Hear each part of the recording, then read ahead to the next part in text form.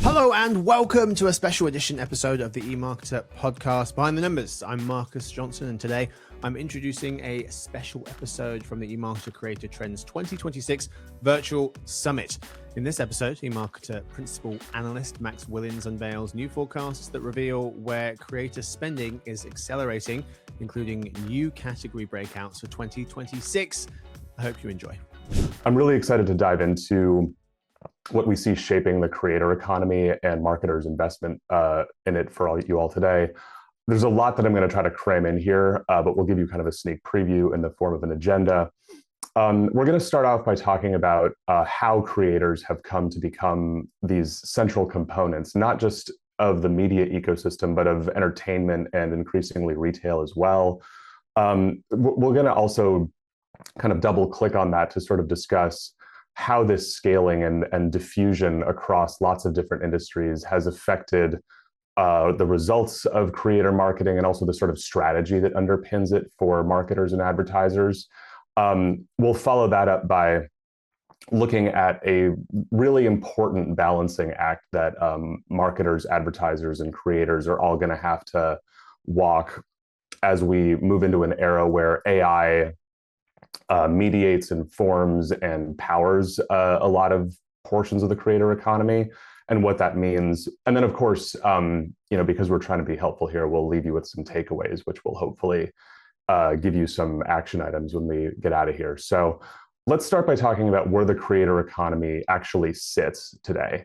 So I would say that it would be safe to say that creators have really graduated from being a bright, shiny object in the eyes of many CMOs several years ago to really becoming a critical plank in most marketing strategies today, right? So we're about a year removed from Unilever declaring that half of their ad budget would be going to creators.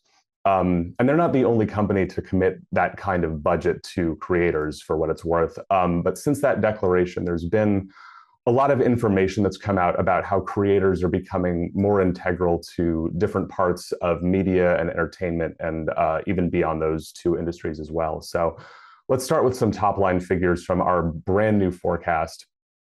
The headline here does say it all. We're talking about at least $21 billion going into the pockets of US-based creators in 2026.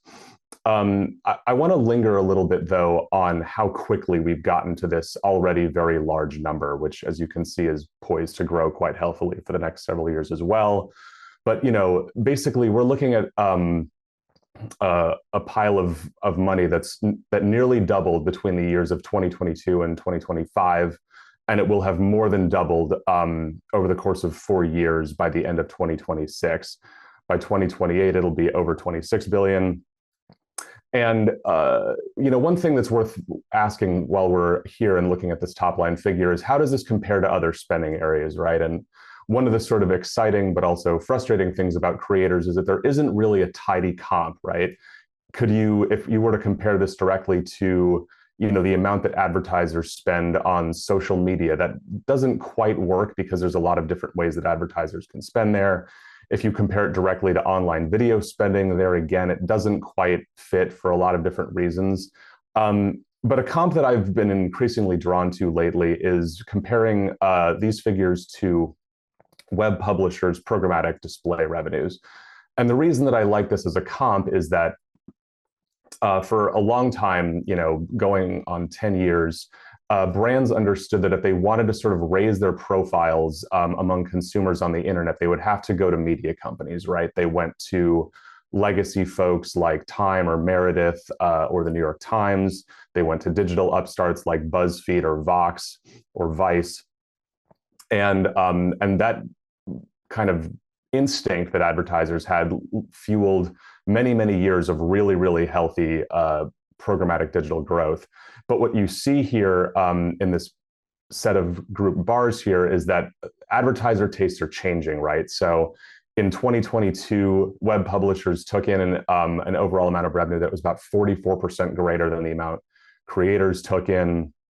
In 2026, it's only going to be about 26% more. By next year, it's going to be just 23%. And really what this is in my eyes, is a sort of visual representation of changing advertiser tastes. And they've changed to the point that now creators are on this short list of needs for a huge share of the buy side. How big? According to recent data from the IAB, we're talking about basically 1 out of every 2 marketers thinks that creators are a must-have investment. It's worth noting here, as you look at this slide, that about 4 of the 7 options that got at least 30% of the vote are also places where investing in creators potentially makes those investments or those activations even more powerful, right? So social media is probably the most obvious and cleanest integration, but as we'll discuss later, a lot of people are figuring out ways to incorporate creator spending into their CTV activations, into their commerce media, even into linear television. And so as high as this number is, in large part because of that flexibility, and we'll talk more about this in a moment, but because of those things, I think it's not unreasonable to expect that even with 48% of creator or advertisers saying creators are a must buy, I think that number could be even higher next year. And another reason that I think that is because of another question from that same IAB research for their respondents, where they basically asked them which spending areas they expected they were going to devote more time, resources, and energy to in 2026. And what you can see is that far and away, the biggest share went to creator or influencer partnerships. That share, not coincidentally, jumped 9 percentage points from year over year.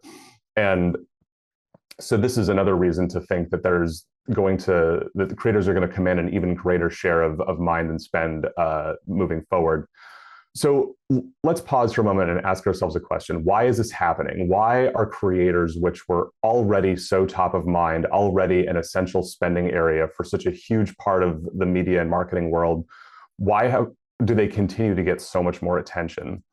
And the sort of simple short answer is because of the cachet that creators already enjoy, right? So this is from primary research that we conducted over the summer, where we asked about 1,400 US adults how they discover products on the internet. And what you can see is that a plurality of Gen Z and millennial respondents said that when they are looking on social media, they discover stuff mostly through creators. Significantly larger shares pointed to creators versus using social media as a search surface or by interacting with people that are interested in the same things that they're interested in. But what everybody understands is that creators, as powerful and kind of visible and important as they become on social, have long since transcended and escaped from social as a place to activate. So if you had been keeping a list all year of all the different ways that creators have kind of infiltrated the media, entertainment, and retail ecosystems, you'd see that they have really become much more visible in all 3 spaces. So you had things like PacSun and Nordstrom either launching or partnering with influencer collectives to sort of incorporate them into their operations. You had retail media networks like Walmart Connect overhauling the way that advertisers can connect with creators within their infrastructure. And then you look at the next column at entertainment, and you have legacy entertainment giants ranging from Fox Entertainment to theater chains like Regal and AMC figuring out how to partner with creators to get their works onto their screens. And even the large social platforms too, which again are sort of the bedrock of this economy in lots of ways. 5 of the 6 big social platforms in the US made major changes to the way that their systems worked to make them more hospitable to creators, to kind of continue to foster collaboration and deal making between creators and advertisers. And so all of this is instructive by itself, but I also want to call out the 4 things that I've starred here on this graph, because those 4 companies did things that represent what I think of as being pretty novel interminglings or collaborations between retail and entertainment and media, and the gravitational force that sort of made those collisions possible came from creators, right? I think about Native or Maybelline committing to sponsoring micro drama series starring creators that sort of put their products at their heart. That's real kind of next generation thinking about media, entertainment, and commerce. And the thing that stirred it all together was creators. And so if you take all this stuff that we've laid out the last few minutes and you look at this landscape that is now so dotted with different creator activations and influence, and CMOs across the country have sort of seen this influence and pervasiveness, and they've acted accordingly, right? And one of the ways that they've been doing that is they've been sort of taking the investment that they've made in creators and spreading the results of it out far and wide. So this is data that I got from Creator IQ. They asked several hundred brands whether they repurpose the content that they get from creator marketing, and 98% of the respondents said yes. That in and of itself, I think, is kind of an impressive number, but I wanted to linger on, where those respondents said that they repurposed their content to, right? So some of this is pretty straightforward. It doesn't take a rocket scientist to think of, taking a creator testimonial and slapping it on your website, or cutting portions of it up and redistributing them as a paid campaign on social media. But when you look at, over a quarter of the respondents saying that they use creator content for TV or OTT, or more than a fifth of the respondents saying that they're putting this stuff into print contexts, that to me is really a powerful testament to not just how kind of visible creators are, but also how a main reason why they're so top of mind for advertisers, because creator content is so extensible and so easily transposable, right? But if you needed still more reason why CMOs are interested in creators and creator spending, it's because LLMs and AI engines really, really like sites that depend really, really heavily on creator content, right? So this is data that comes from SEMrush, where they basically presented data on the 10 domains that are cited most frequently in AI engine responses. And what you can see from the bars that I've highlighted in red is that a full half of the domains that are cited most frequently are really just gigantic repositories or gateways to creator content, right? So Reddit, YouTube, Google, Facebook, Amazon, all of these are sites that are either, bedrocks of creator content, or that are putting creator content more and more front and center all the time. And so you add all this up, and it's not surprising that brands are trying to direct as much budget as possible to creators, right? But what's notable is just how novel and creative they're getting in terms of finding the money needed to feed this beast, right? So this again is from the same Creator IQ research, and they found that a large percent of respondents are planning on raising their investment in this space. A not insignificant percentage said that they've just found incremental net new funds, right? About 40%. But big chunks of the respondents also said that they are pulling money out of pretty dependable workhorse channels, right? Things like marketing staples like email marketing or direct mail, even legacy spending areas that are probably ripe for some redistribution, like print or broadcast advertising, but even MarTech budgets are sort of susceptible to this. But moving to the next section here, when you think about what all this means, that creator economy is top of mind for CMOs, that they all consider it a must-have spending area, that they're redistributing that content across lots of different digital and even legacy channels, and that they're pulling budget from every place they can grab it to fuel all this spending. What this leads to is an increase in expectations and pressure too, right? Especially for brands that are sort of in the middle of scaling up their creator marketing, or feeling like they're building the plane while they're flying it.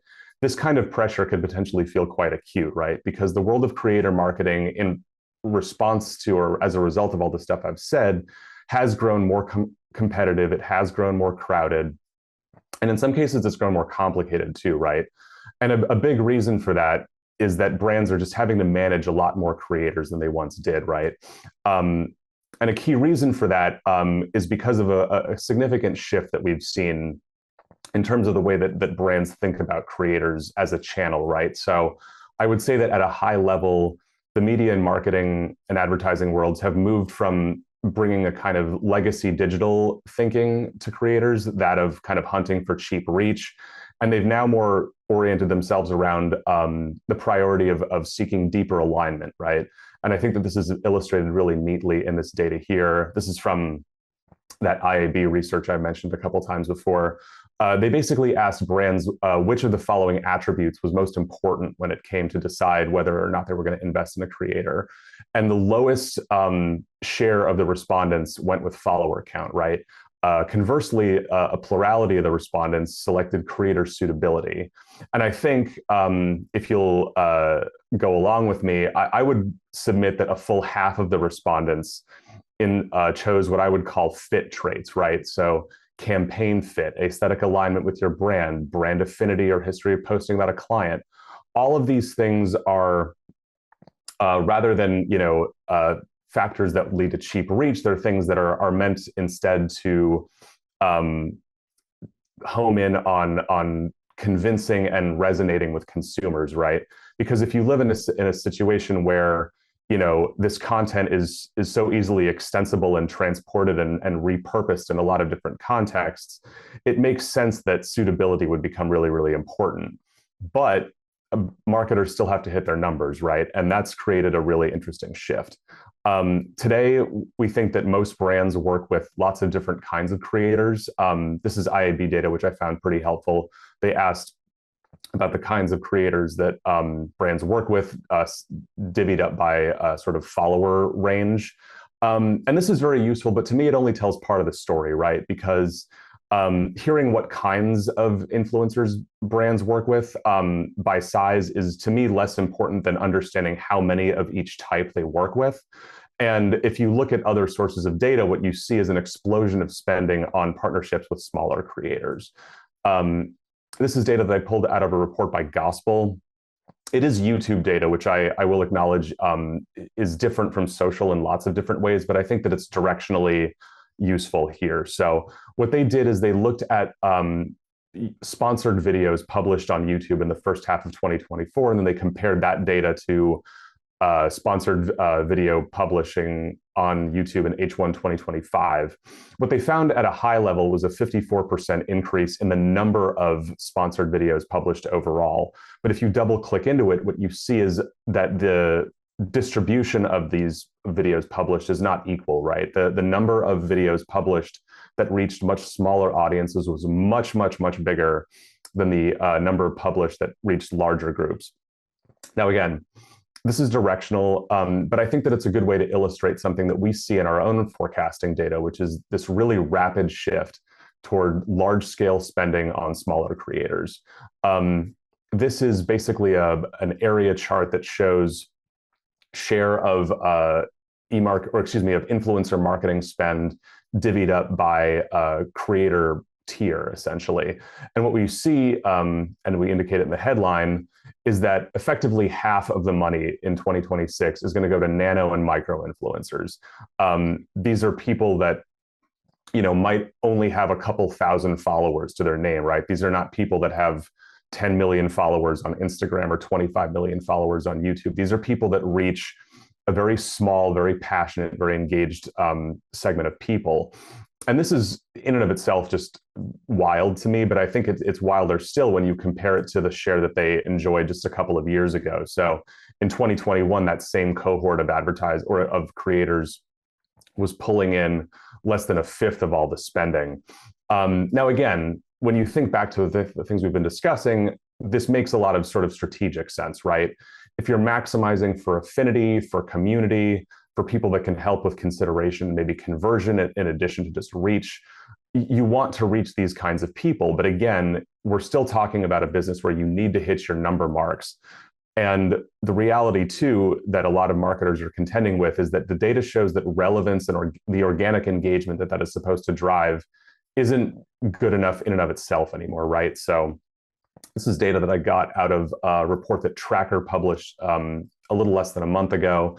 And what it shows is that a lot of brands' creator content just didn't deliver the same impact and performance that it did last year, right? So that's the year-over-year performance that's charted in the y-axis of this chart.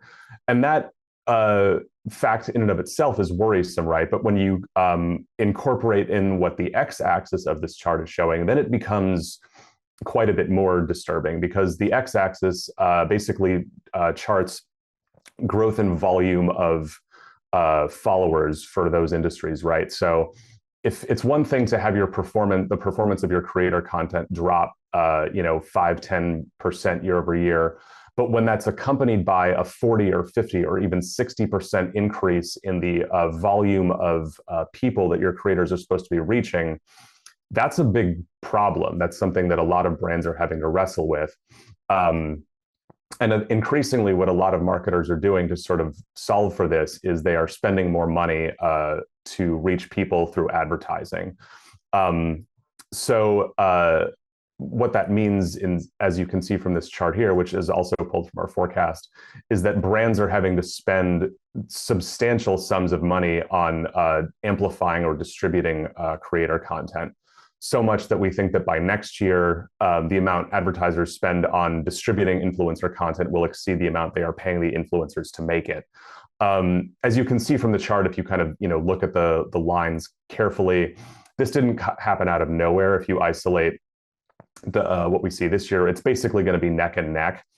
And I think that if we pause here for a moment and think about this, you could say that this is not necessarily a bad thing. A kind of glass half full interpretation of this revisits something that I mentioned earlier, which is just about the highly flexible and malleable and extensible nature of creator content, right? If we live in an era where creative is the new targeting, and it's important that you be able to reach lots of different kinds of people with different creative, being able to say, look, creator content is great for those reasons. And so we've just hit upon a kind of vein of raw material that's really valuable. And so we're going to spend a lot of money to get the most out of that investment, right? A more glass half empty interpretation is, I, as an advertiser, am now having to spend more to reach the same amount of people that I was able to reach with organic means 2, 3, 4 years ago. Depending on the brand, the context, the vertical, I would say that both of those interpretations are probably true to differing extents. But when you think about being in a situation where even some of that glass half empty version is true, where you're having to spend the same amount to reach the same amount of people, that's a tough thing to explain to a CFO. And it's especially tough when you consider how much trouble a lot of marketers are still having with measuring the efficacy of creator marketing as an investment, right? So this again returns to the IAB data. They basically asked their respondents what the top 3 pain points or challenges were when it came to measuring the efficacy of spending on creators. And so a plurality selected proven ROI. But when I look at this chart, my eyes are drawn less to the top or largest bar and more to the thickness of all of the bars on it, right? So there's 10 responses, 10 options here, I should say. And 7 of the 10 were selected by at least a quarter of the respondents. And what that says to me is that there isn't just one problem with measuring the efficacy of creators. There's actually lots of different challenges with measuring them. Now, there's I would say, a very encouraging reason for this, which is that overall brands are now using creators for tons of different things. This is unsurprising given all the stuff we've been talking about for the last several minutes. But when you look at the different kind of goals that creators are being used for today, what you see is a full embrace of using them for full funnel activation, right? You've got upper funnel objectives like building brand awareness, but you also have mid funnel stuff like driving consideration, increasing social media engagement, and even, to my mind, a really encouraging and interesting array of bottom funnel goals, right? Including some which are hard to measure no matter what, like driving foot traffic using creators is, to me, a testament to how much faith brands have in creators' ability to drive results for them. But I don't want to lose sight of the fact that we have also spent the last several minutes talking about this space getting a lot more competitive, a lot more complicated, a lot more expensive. And so you add all of those things together, and it's not surprising that a lot of marketers are going to look at circumstances like that and start fumbling around for an easy button, like AI, for example. I could have done an entirely separate presentation on AI and creators. And if that's something you're interested in, you should watch your inboxes because there's something coming on that later this year. And I do not have time to go over everything, but in the face of all this complexity, I wanted to quickly go over the role that AI is playing in creator marketing right now and why brands need to pay really close attention to that role. So to start off, let's just talk about what folks are using AI for currently, right? So about 3/4 of influencer marketers use AI in some form or fashion. This is according to data from Linkia. And if you double click into what they're using it for, it looks a lot like what marketers use AI for in other channels, right? So creative ideation, writing briefs, analysis to a lesser extent, some light creative repurposing. This all makes a lot of sense to me. Doesn't really ring a lot of alarm bells, but what makes less sense to me is how many marketers seem to be thinking about AI as a solve to all of their problems, right? And you see this in one last data point that I'll share with you from Creator IQ. So they asked their survey respondents how much they were in favor of completely automating their influencer marketing with AI. And 69% said that they were at least somewhat in favor of doing this.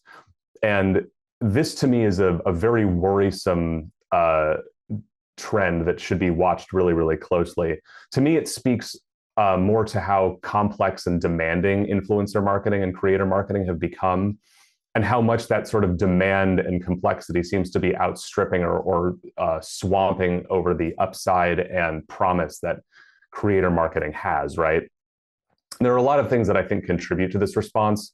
But I would also say that, brands, as they weigh whether or not to incorporate AI into their creator marketing efforts or how much further they should incorporate it, they need to remain really, really aware of how the public perceives AI in this current moment. So this is data that I gathered from Ipsos, which has been running what they call a consumer tracker, where they poll people every week on various issues.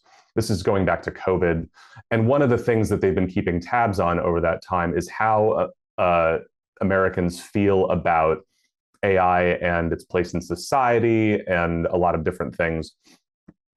And one of the things that's emerged from these questions that they've been sending out to people is that while Americans see AI as a nice thing to use at work, maybe a little boost to their own personal productivity, they generally do not see it as something that is good, I would say, for us on the whole. You see 55% say that increased AI use will lead to more income inequality in a more polarized society. You have just 41% thinking that the potential benefits of AI will outweigh the potential job loss.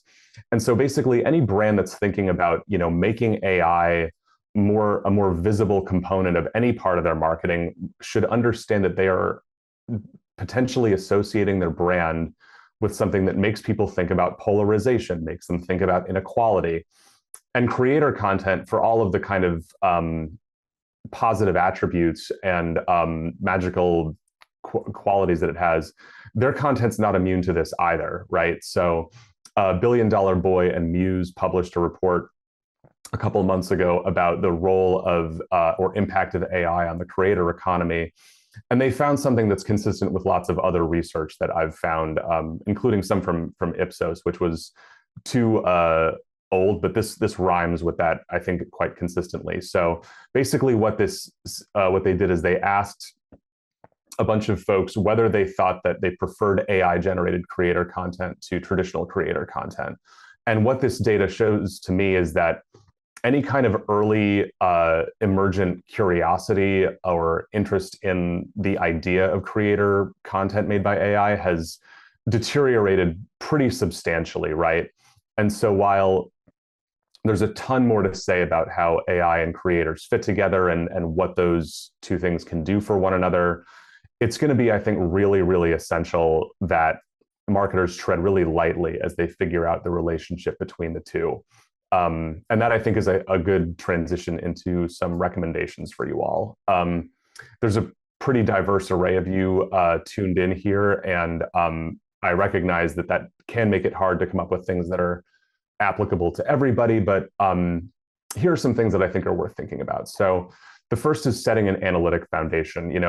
As I touched on or closed my second section by pointing out, there's a lot of different things that creators can be used for. And so it's really essential that brands build infrastructure that can support the measurement, optimization, and scaling of whatever it is that they're doing, and do so in a way that makes sense for their own individual goals as a brand. The second, which is a related point, focuses on kind of scaling relationship management.